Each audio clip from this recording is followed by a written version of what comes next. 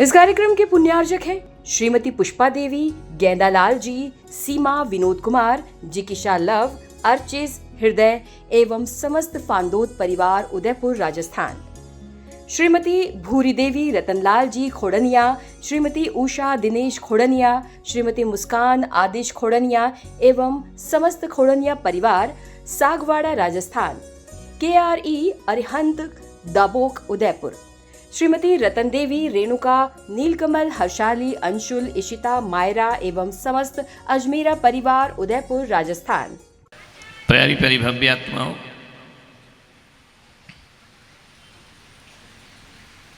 कभी हमदम तो कभी मुझसे खफा लगती है, कभी हमदम तो कभी मुझसे खफा लगती है, कभी अपनी तो कभी मुझसे जुदा लगती है। और सांस लेता हूं तो जख्मों को हवा लगती है। जिंदगी तू ही बता तू मेरी क्या लगती है, जिंदगी तू ही बता तू मेरी क्या जिंदगी। ढंग से नहीं तो मत बजाओ, एहसान वाली तालियां नहीं चाहिए। दिल करे तो बजाओ, नहीं तो मत बजाओ। जिंदगी मौत की अमानत है, इसे संभाल के रखो।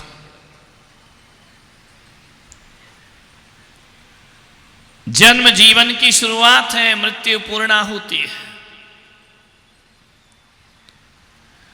मृत्यु एक प्रमाण पत्र है कि तुमने जीवन कैसा जिया है।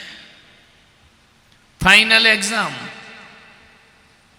मरते समय तुम कैसे मर रहे हो, वो जीवन भर जो तुमने किया है उसका रिजल्ट है।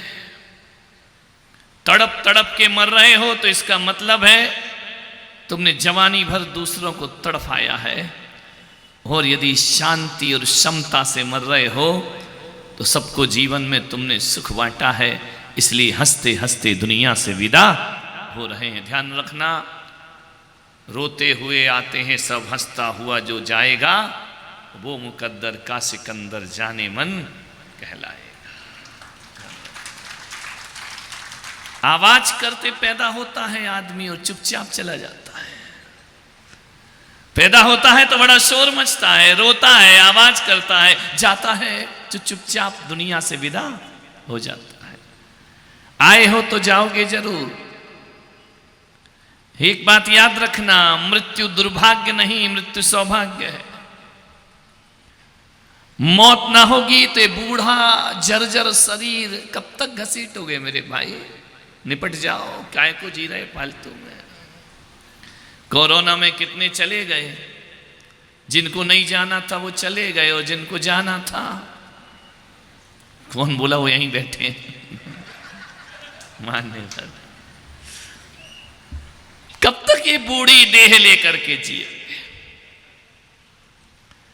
ध्यान रखना, नहीं तुम्हें नहीं कह रहे, तुम तभी और जियोगे। आशीर्वाद है तुम्हारे लिए, तो आजू बाजू वाले वो जाने उनका क्या होगा, तुम जियो। मान्यवर,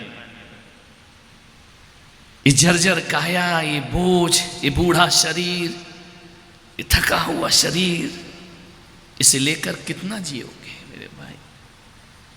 मैं ये नहीं कह रहा हूं कि जाके कूद जाओ फतेह सागर में, नहीं, लेकिन आपसे निवेदन है, ये बूढ़ों से पूछो जिनको मौत नहीं आ रही है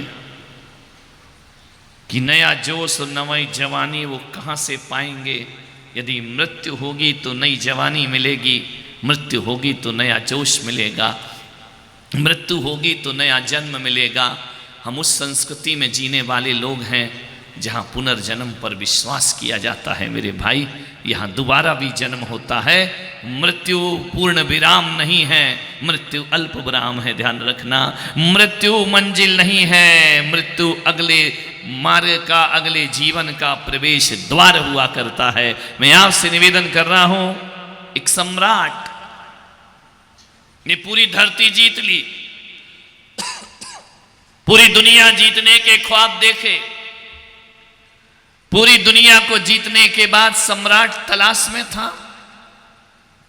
उसने सुना था, साहित्य में लोगों के मुख से सुना था कि दुनिया में अमृत नाम की भी कोई चीज होती है। उसने पूरी जिंदगी खाक छानी कि कहीं से मुझे अमृत मिल जाए तो मैं अमर हो जाऊंगा। रावण ने भी सोचा था कि मेरी नाभि में अमृत है, मेरी मृत्यु नहीं हो सकती है। रावण ने बहुत सारे ख्वाब देखे थे। रावण ने देखा था कि धरती से स्वर्ग तक सीढ़ी बना दूंगा, आदमी को मरना नहीं पड़ेगा, जीते जी स्वर्ग चले जाएंगे लोग, ध्यान रखना है। रावण ने सोचा था कि धरती पर स्वर्ग उतार दूंगा। ये बड़े बड़े अरमान लेकर जीते रहे, मौत ने किसी के सपने पूरे नहीं होने दिए। ध्यान रखना, सम्राट ने सोचा कि अमृत पान करूं, मैं अमर हो जाऊं। जो आया है वो अमर होना चाहता है, मरना नहीं चाहता है। वो गया, आखिरकार एक दिन उसे एक दूर सुदूर पहाड़ी पर एक गुफा दिखी। उसने पूछा सम्राट ने कि ये क्या है? बोले गुफा है। तो बोले गुफा में क्या है? बोले अमृत कुंड है, वहां अमृत भरा है, जो पी लेता है वो अमर हो जाया करता है। सम्राट ने कहा फिर क्या है? दुर्गम पहाड़ियों पर चढ़ा, कटीली झाड़ियों से उलझते सुलझते हुए सम्राट गुफा में पहुंचता है। जीवन के लिए आदमी कुछ भी कर सकता है। और जैसे ही सम्राट वहां पर पहुंचा, अमृत कुंड भरा हुआ था लबालब अमृत से। सम्राट झुका और जैसे ही अमृत पान करने लगा कि वहां से कौआ बैठा था, उसने कहा ठहर जाओ, ये गलती दोबारा मत करना, ये गलती मत करना अपने जीवन में, बहुत पछताओगे, जीना मुश्किल हो जाएगा। सम्राट ने कहा कौन है रे तू? बोले मैं एक कौआ हूं। तो बोले मुझे क्यों रोक रहा है? बोले ये गलती मैं कर चुका हूं, ये अमृत मैंने पिया है, तू मत पीना सम्राट। सम्राट ने कहा कि तू पीता है, मुझे मना करता है? बोले मुझे देख, मेरे पंख जर्जर हो गए, मेरे नाखूनों में ताकत नहीं बची है, मेरा शरीर कंकाल हो गया है सूख करके, मेरे जितने साथी थे सब मृत्यु को प्राप्त हो गए, मेरे परिचित सब दुनिया से चले गए।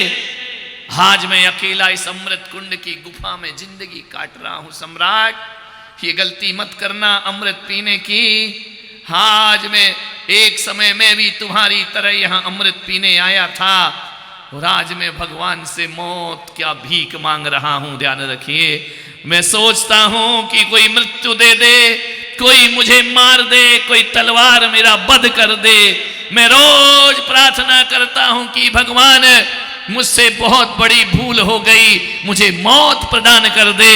सारी दुनिया अमृत मांगती है लेकिन मैं भगवान से मृत्यु मांगा करता हूं। थक गया सम्राट, हजारों वर्ष हो गए, मौत मेरे पास नहीं आ रही है। कितनों को मरते मैंने देख लिया, कितने सिकंदर सम्राट आए अमृत पीने के लिए, मैंने सबको रोका, तुम्हें भी रोकता हूं। ये गलती जीवन में दोबारा कभी मत करना, कभी भी इस अमृत का पान मत करना।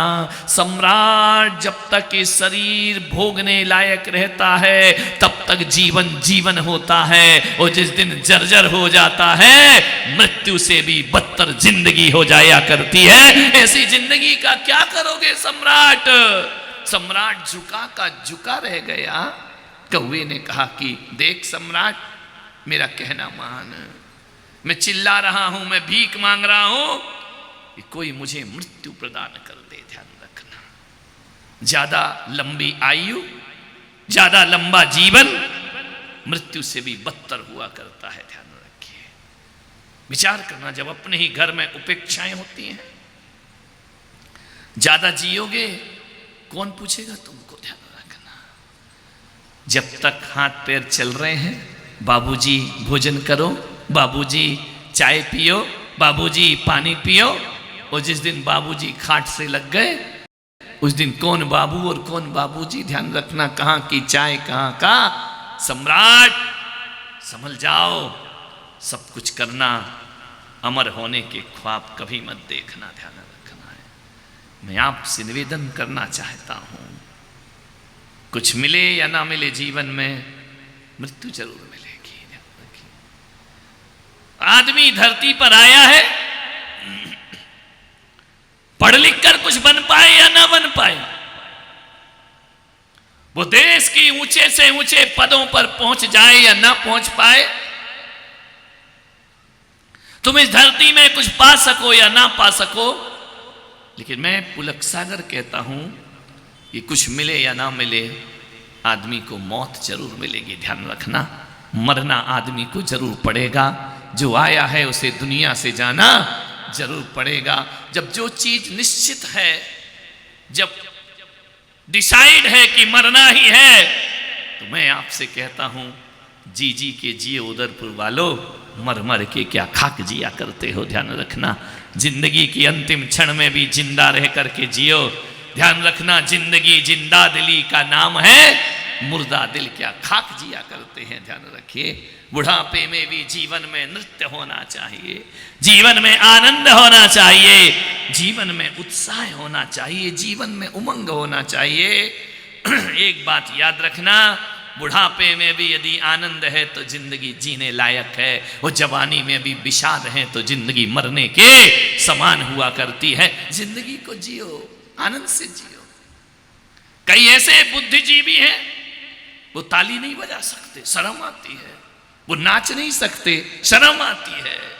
ऐसी कैसी अनुशासन कि आदमी का जीवन रूखा हो जाए। मैं तो कहता हूं कि जब नाचने का मन करे ना, दरवाजे बंद कर लेना और जी भर के नाच लेना, जिंदगी उसी का नाम हुआ करता है, ध्यान रखना। जब हंसने का मन करे तो जी भर के हंस लेना, जब रोने का मन करे तो जी भर के रो लेना। मैं आपसे निवेदन करता हूं, अरे हंसो तो जरा जम के हंसो कि हंसना बाकी ना रहे, रो तो जरा जम के रो कि रोना बाकी ना रहे।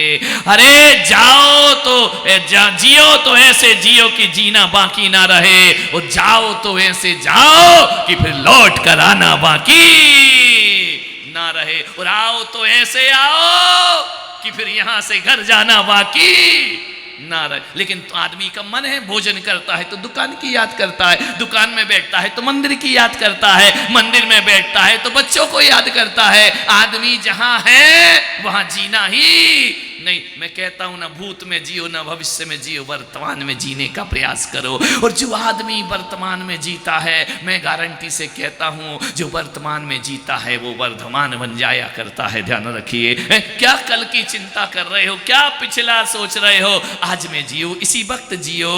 खाना भोजन करने बैठो, एक बात बताना ईमानदारी से, तुम भोजन करते समय भोजन ज्यादा करते हो या विचार ज्यादा खाते हो? रोटी ज्यादा खाते हो कि विचार ज्यादा खाते हो? ध्यान रखना, ज्यादा विचार मत खाओ। और महिलाओं से भी निवेदन है, बेचारा थका हुआ हारा हुआ आता है, घर की शिकायतों का पुलिंदा भोजन के समय निकलता है तुम्हारा। खा रहे हो, ले लो, तुम्हारी माँ ने ऐसे कहा, तुम्हारी बहन ऐसी, तुम्हारी धत तेरे की। आदमी भोजन करे या तुम्हारी शिकायतें सुने जीवन में? आपसे निवेदन है नहीं। इसलिए महावीर भगवान ने कहा है, भोजन करो तो मौन पूर्वक भोजन करो, ध्यान रखना। एक संत होते हैं जो मौन से खाते हैं, एक तुम हो जो मौन से नहीं। एक बात याद रखना, जो मांग मांग कर खाता है, ध्यान रखिए, जो मांग मांग कर खाता है वो भिखारी होता है, वो जो मना कर करके खाता है वो संत हुआ करता है, ध्यान रखिए। संतों को मना मना के खिलाया जाता है। महाराज एक गिलास ले लो, प्लीज एक गिलास ले लो, मेरे द्वारा ले लो। विचार करो, इतने आइटम बनते हैं, महाराज खाते नहीं है, ध्यान रखना। वो नाना करते हैं, तुम खिलाते हो। और तुम 3 बार आवाज लगाते हो, पापड़ ला पापड़ ला पापड़ ला, तब तक रोटी खत्म हो जाती है। पापड़। एक पति ने पत्नी से पूछा कि पापड़ और झापड़ में क्या अंतर है? पत्नी उदयपुर की थी, बोली बताऊं पापड़ और झापड़ में क्या अंतर है? बोले बता, पापड़ और झापड़ में क्या अंतर है? पत्नी बोली खा के देख ले, पता पड़ जाएगा पापड़ और झापड़ में क्या अंतर है। ध्यान रखिए, 10 बार मंगाओ तो भी नहीं आता है, ऐसी जिंदगी नहीं। मान्यवर, विचार करिए, आनंद से जियो। रोने के लिए जीवन नहीं मिला है। और एक बात याद रखना, पशुओं को कभी हंसते नहीं देखा होगा तुमने, देखा है कभी? नरकों में कोई सवाल ही नहीं हंसने का। सुनील जी, नरकों में हंसते हैं? नहीं हंसते। इतनी गारंटी से, पावर से बोल रहे, वहीं से आए हो क्या? नहीं तो इतने कॉन्फिडेंस से कैसे बोल रहे कि नहीं हंसते? हम तो अंदाज बोल रहे, इन्हें तो कॉन्फिडेंस दे दिया। विचार करिए, मान्यवर, हंसने का वरदान मनुष्य को मिला है। कुछ लोग ऐसे हैं, मिल जाए तो भी रोते हैं और नहीं मिले तो भी रोते हैं। नहीं, आनंद में जियो, परमानंद है जीवन। और मैं पुलक सागर कहता हूं कि जिसके जीवन में आनंद होता है उसके साथ हमेशा परमानंद हुआ करता है। वो जो रो रो कर जीता है, तुम तो ऐसे हो कि मंदिर भी जाओ तो रोते ही जाते हो। भगवान तूने ये नहीं किया, भगवान तूने वो नहीं किया, पड़ोसी के घर मर्सिडीज है, मेरे घर टू व्हीलर, धत तेरे की। वहां भी जाके रोगे जिंदगी में, ध्यान रखना। एक बात याद रखो, रोते रोते मंदिर जाओगे तो रोते रोते लौटोगे, और हंसते हंसते जाओगे तो हंसते हंसते लौट करके वापिस। ये दुनिया भी एक मंदिर है, इसे रोना बनाना है या हंसना बनाना है, आपसे मेरा आग्रह है, निवेदन है। एक बात याद रखिए, मौत तो जरूर होगी, कुछ मिले या ना मिले, मृत्यु जरूर मिलेगी। एक बात बताऊं आपसे, गांधी की जीवन स्टोरी पढ़ो या ना पढ़ो, वर्णी जी की जीवन गाथा पढ़ो या ना पढ़ो, आपसे आग्रह है मेरा, किसी भी व्यक्ति की लाइफ स्टोरी पढ़ो या ना पढ़ो, महापुरुषों का चरित्र पढ़ो या ना पढ़ो, समय सार पढ़ो या ना पढ़ो, गीता पढ़ो या ना पढ़ो, आपसे मेरा आग्रह है, इतना निवेदन है कि आदमी को दुनिया के कोई शास्त्र पढ़े या ना पढ़े, आदमी को अपनी मृत्यु का शास्त्र जरूर पढ़ना चाहिए। ध्यान रखना है। मैं सोचता हूं कि जहां तक गीता है, जहां तक समय सार है, जहां तक कुरान है, बाइबल है, ये तुम्हारे जीवन में क्रांति पैदा नहीं कर सकते हैं, लेकिन यदि आपने अपनी जिंदगी की मृत्यु का शास्त्र पढ़ लिया, आपकी क्रांति होने में ज्यादा देर नहीं लगेगी। एक सेठ था, मर रहा था, दर्शन करने आया, उसका जन्मदिन था, मेरे पास आया, सेठानी साथ थी, बोले महाराज आशीर्वाद दे दो। मैंने कहा किस बात का? बोले आज जन्मदिन है। मैंने कहा तुम्हारा? बोले नहीं इनका। तो मैंने कहा ये तो बोल ही नहीं रहा है। तो बोले क्या करे, यही तो इनकी आदत खराब है, मुझे ही सब बोलना पड़ता है, ध्यान रख। मैंने कहा इनका जन्मदिन है, तो मैंने कहा काय का आशीर्वाद दे दूं? मैंने कहा कितने साल के हो गए दादाजी? बोले 80 साल के जन्मदिन मना रहे हैं। तो मैंने कहा बोलो क्या आशीर्वाद दूं? बोले दीर्घायु। तेरे की, मैंने कहा 80 साल में दीर्घायु है? 80 में तो रस्सी की तैयारी करो, वो तुम्हें लस्सी दिखाई दे रही है, ध्यान रखना है मान्यवर। मैंने कहा 80 साल में दीर्घायु? बोले हाँ महाराज, अभी तो मैं जवान हूं, अभी कहां मरना है मुझे। पत्नी ने कहा महाराज आशीर्वाद दे दो। दे दो, काय को माथा फोड़ी कर रहे हो, मैं भी इनसे ज्यादा नहीं उलझती, आप भी मत उलझो, 80 साल के है, दे दो इनको आशीर्वाद दे दो। मैंने कहा जाओ सेठ जी, 7 दिन में तुम मर जाओगे। अरे पत्नी बोली महाराज मैं जन्मदिन पे तुम्हारे पास लाई हूं, तुम कह रहे 7 दिन में मर जाओगे, इससे अच्छा तो मुझे आना ही नहीं था, तुम दुआएं दे रहे या बद्दुआएं दे रहे हो। मैंने कहा सेठानी चिंता मत कर, ये सेठ तेरा 7 दिन में। बोले तुमको ज्योतिष आता है? मैंने कहा बिल्कुल आता है। बोले कि आपको कोई अवधि ज्ञान है? मैंने कहा वो भी है। बोले आप भविष्य वक्ता हैं? मैंने कहा वक्ता हूँ। तो बोले क्या ये क्या बोल रहे हो आप? बोले सही बताओ महाराज तुमको भविष्यवाणी आती है? अरे मैंने कहा 100% आती है, ये 7 दिन में मरेगा, ये बचने वाला नहीं है। घर गया, रास्ते से अनमना सा और ले चल महाराज के पास। बड़ी कह रही थी चलो जन्मदिन जन्मदिन, 1 महीना हो गया मैं दर्शन को नहीं गया, आज ले गई तो वो कह रहे 7 दिन में मर जाएगा। घर गया, केक बना, 80 मोमबत्तियां लगी, ध्यान रखना। वाह रे आदमी कैसे जन्मदिन मनाता है, विचार करिए। अब मोमबत्तियां लगी हैं, सेठ जी से कहा कि फूको। अरे बोले खा फूको, 7 दिन बाद तो हम ही फूक जाएंगे, काय का जन्मदिन। अरे सेठानी ने कहा कि करो, तो बोले नहीं नहीं मेरा मन नहीं है बिल्कुल, तूने आज पूरा मूड खराब कर दिया। इतनी खुशी से नए कपड़े पहना, सोने की चैन पहनी, अंगूठियां पहनी कि चलो आज संत आए हैं तो जन्मदिन मनाएंगे। उनने कह दिया तू 7 दिन में मर जाए। बड़ा बेटा बोला बाबूजी काहे को लगे तुम महाराजों की बातों में, कुछ मरने अरने वाले नहीं हो। लेकिन क्या करें बाबूजी, दिल पे ले गए, बात बहुत गहराई से ले गए। अब बाबूजी का चित्त ठिकाने नहीं है। काय का जन्म, काय का केक। पत्नी ने कहा केक काटो। बोले तू ही काट ले, मुझे नहीं काटना कोई केक।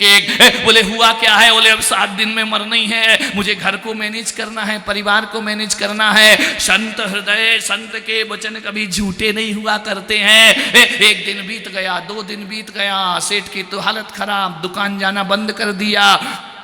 बड़े बेटे को बोला ये मकान तेरा, छोटे वाले को बोला ये मकान तेरा, ये दुकान तू ले ले, वो दुकान तू ले ले। पत्नी को बोला बोल तुझे कुछ करवाना है तो बोल, 5 करोड़ की एफडी तेरी कर देता हूं, आराम से तेरी जिंदगी कट जाएगी।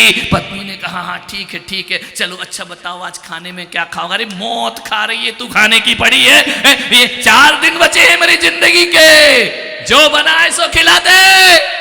बोले तुम तो बड़े नखरे करते थे खाने में। अरे बोले मैं खुद ही मर रहा हूं, क्या खाने की, बना दे कुछ। बोले क्या? बोले मूंग की दाल रोटी गला के दे दे, कुछ भी खा लूंगा, भर लूंगा। अब 3 दिन बचे हैं। सेठ ने कहा ला माला उठा के ला, माला उठा के ला। नमो रियंताड़म, नमो सिद्धाड़म, नमो आइदियाड़म, मरना है मरना है मरना है। 2 दिन बचे, 2 दिन बचे, 2 दिन बचे। प्रभु पतित पावन में अपावन चरण आयो शरण जी, हे भगवान बचाओ, हे भगवान बचाओ। 1 दिन बचा, 1 दिन बचा, 1 दिन बचा। सेठ ने कहा आज मैं किसी से बात नहीं करूंगा, आज मेरा एक आसन है। पत्नी ने कहा एक आसन में क्या खाओगे? बोले नाटक मत कर, आज मेरा मन कर रहा उपास ही कर लेता हूं, क्योंकि उपास करूंगा तो संथारा हो जाएगा, समाधि हो जाएगी। पूरे दिन सेठ ने खाना नहीं खाया, रात सोया। 11 बजे घड़ी टिक टिक टिक टिक टिक टिक टिक। ध्यान रखना, ज्यों ज्यों रात गहरी वैसी घड़ी की आवाज बढ़ती जा रही है। वहां घड़ी टिक टिक टिक, यहां धक धक धक धक धक धक। 12 बजे 12 बजे 12 बजे 12 बजे मैं चला जाऊंगा, नहीं बचूंगा नहीं बचूंगा। पत्नी को बुलाओ, बच्चों को बुलाओ। सब आके बैठ गए। बाबूजी बोलो क्या बात है? अरे बोले क्या बात है? नमोकार सुनाओ, नमो रियंताड़म, नमो सिद्धाड़म।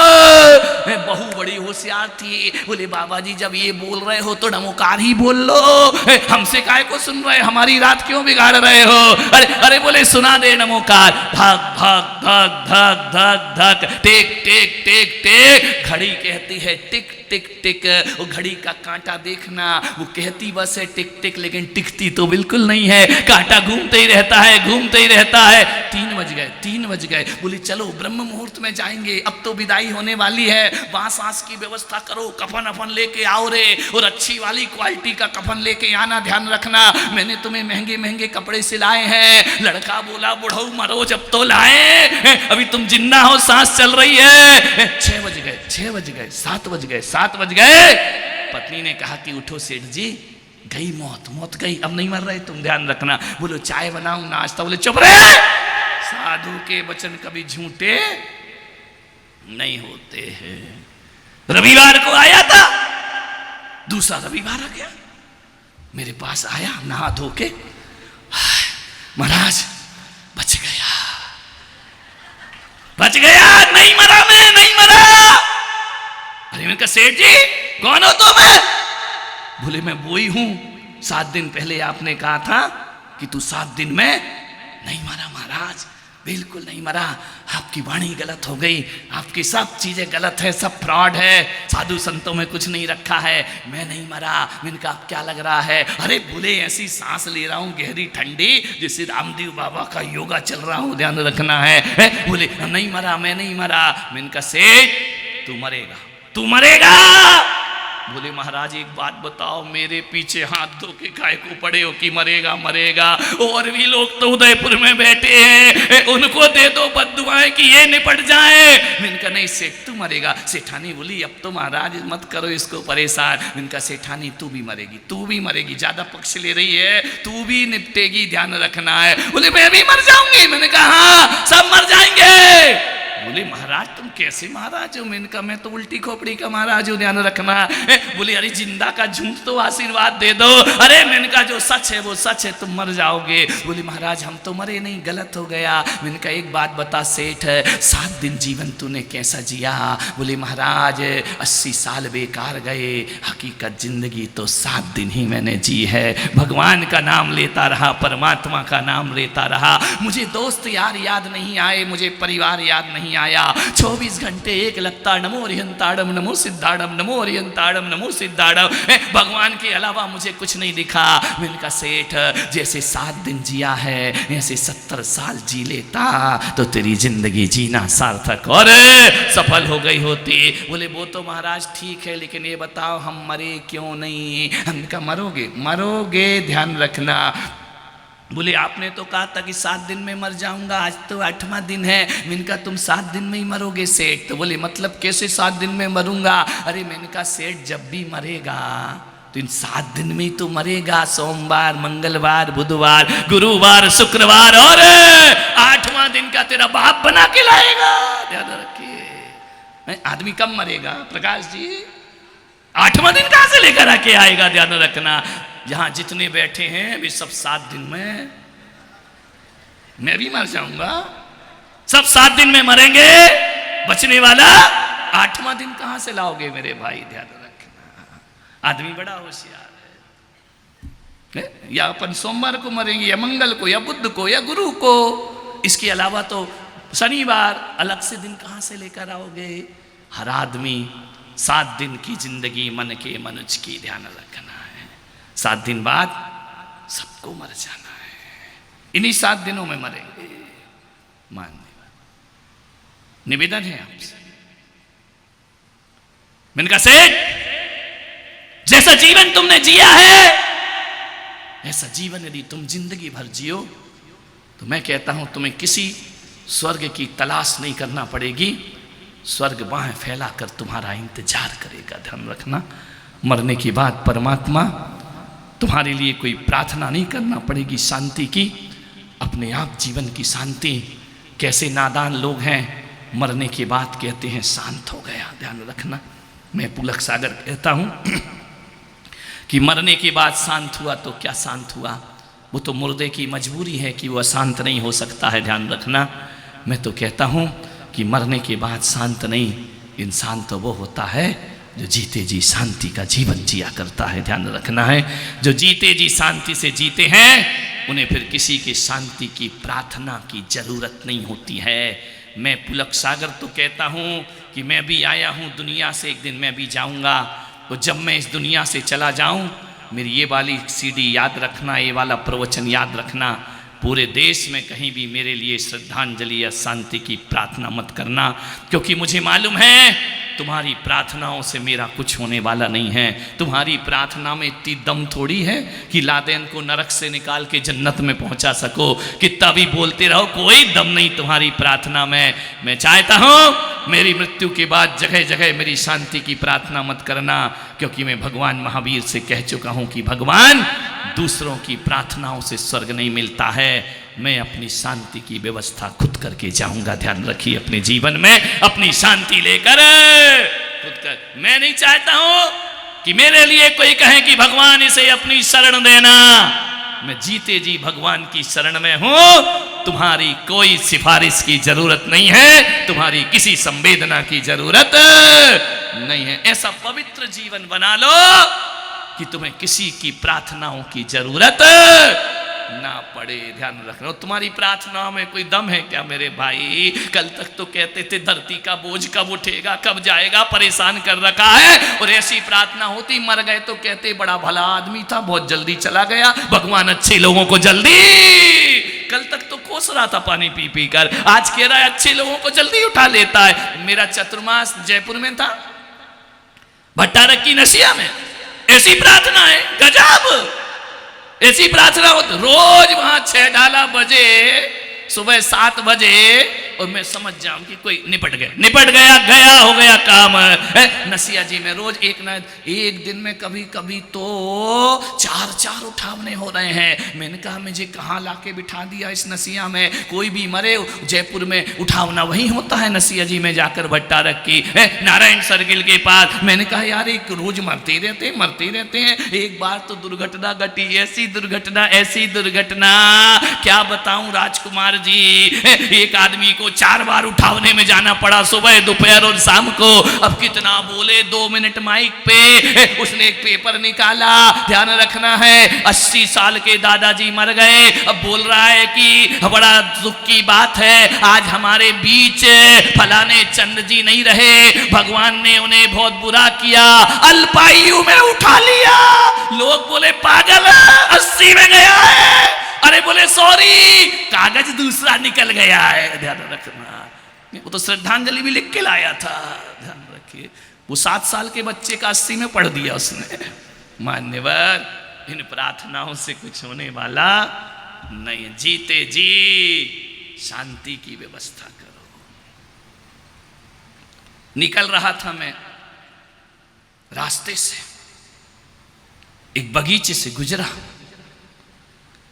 उस बगीचे में मैंने गुलाब के खुले हुए फूल से पूछा, बड़ा इठला रहा था। हवा के झोंके में, रिमझिम फुहार में युवा हो रहा था वह गुलाब का फूल, मदोन्मत्त हो रहा था। मैंने उस फूल की तरफ देखा तो मैंने कहा कि ऐ फूलों के राजा गुलाब, बड़े इठला रहे हो, शाम तक तो पत्ती पत्ती झड़ जाओगे। उस फूल ने कहा कि गुरुदेव, जब तक जी रहा हूं तब तक तो मुस्कुरा लेने दो, शाम का भरोसा कुछ भी नहीं। मैंने गुलाब के फूल से कहा कि ये पुष्पराज, जरा ये बताओ, क्षणभंगुर तुम्हारी जिंदगी, एक बात बता दो, तुम्हारी जिंदगी का सार क्या है? तुम जिए हो ना, किस लिए जिए हो? उस गुलाब के फूल ने कहा कि गुरुदेव, मेरी जिंदगी का सार मैं नहीं, इत्र है। मैं मर जाऊंगा, खुशबू बिखेर कर जाऊंगा, ध्यान रखिए। मैं हमेशा हमेशा लोगों को महकाते रहूंगा, मेरी जिंदगी का सार इत्र है। उस गुलाब ने पूछा कि गुरुदेव आपसे पूछूं? मैंने कहा पूछो। तो बोले आपकी जिंदगी का सार क्या है, इस इंसान की जिंदगी का सार क्या है? मैंने कहा ए गुलाब, यदि तेरी जिंदगी का सार इत्र है तो मेरी जिंदगी का सार मेरा चरित्र है, ध्यान रखना है। तू बिखर के खुशबू फैलाता है और मैं मिट के अपना चरित्र लोगों में स्थापित करके जाता हूं, ध्यान रखिए। आपसे मेरा निवेदन है, आदमी की जिंदगी का सार उसका चरित्र है, और फूलों की जिंदगी का सार उसका इत्र हुआ करता है। अरे चरित्र में इत्र जैसी सुगंध भरो। अरे आदमी के जीवन का सार चरित्र है, तभी तो 2600 वर्ष के बाद भी भगवान महावीर हमारे हृदय में विराजमान है, ध्यान रखना। 3 पीढ़ी, ज्यादा से ज्यादा 4 पीढ़ी, 5वीं में गई भैंस। तुम कुर्सी में चले जाओ, बैठ जाओ। आदमी 4 पीढ़ी से ज्यादा याद नहीं रखता है आदमी को। और थोड़ा जोर लगा दो, 5 पीढ़ी, इससे ऊपर तो राजकुमार जी कितनी पीढ़ी, 2, 3, 4, उसके बाद भूल जाता है ना आदमी। लेकिन क्या वजह है कि हमारी जिंदगी 4 पीढ़ी बाद खत्म हो जाती है, और अरबों वर्ष पहले हुए ऋषभदेव आज भी हमें याद है, ध्यान रखना। मानने वाला 5000 साल पहले हुए नारायण कृष्ण आज भी हमें याद हैं, हजारों वर्ष पहले हुए श्री राम हमें आज भी याद हैं, और 2600 साल पहले हुए भगवान महावीर आज भी हमारे हृदय में धड़क रहे हैं। मान्यवर, ये वो लोग हैं जिन्होंने शरीर में नहीं जिए, इन्होंने अपने जीवन में चरित्र को निकाल करके रखा।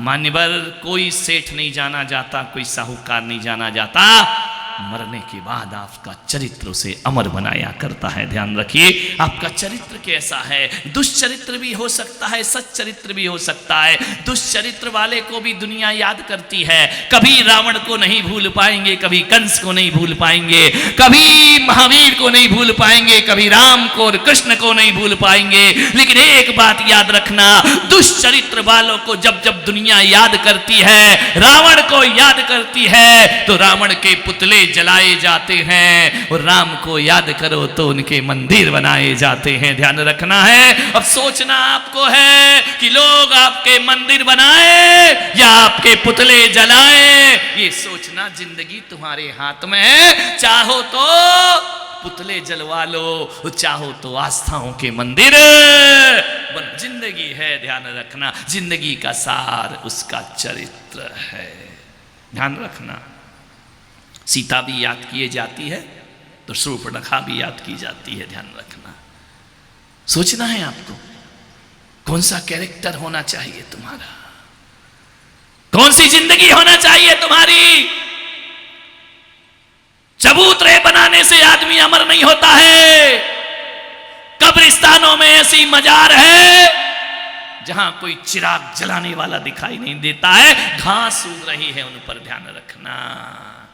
और मेरे तीर्थंकरों की ऐसी पावन भूमियां हैं, समेत शिखर पर आज भी हजारों माथे झुका करते हैं, मस्तक झुका करते हैं। ध्यान रखिए मान्यवर, मनुष्य के जीवन का सार उसका चरित्र होता है। जावाणी के ज्ञान से सूझे लोकालोक, सोवाणी मस्तक धरूं सदा देत हो धोख, हे जिनवाणी भारती तो ही जपो दिन रैन। इस कार्यक्रम के पुण्यार्जक थे श्रीमती पुष्पा देवी, गेंदालाल जी, सीमा, विनोद कुमार, जिकीशा लव, अर्चिस, हृदय एवं समस्त फांदोत परिवार, उदयपुर, राजस्थान। श्रीमती भूरी देवी, रतनलाल जी खोड़निया, श्रीमती उषा दिनेश खोड़निया, श्रीमती मुस्कान आदिश खोड़निया एवं समस्त खोड़निया परिवार, सागवाड़ा, राजस्थान। KRE अरिहंत, दाबोक, उदयपुर। श्रीमती रतन देवी, रेणुका, नीलकमल, हर्षाली, अंशुल, इशिता, मायरा एवं समस्त अजमेरा परिवार, उदयपुर, राजस्थान।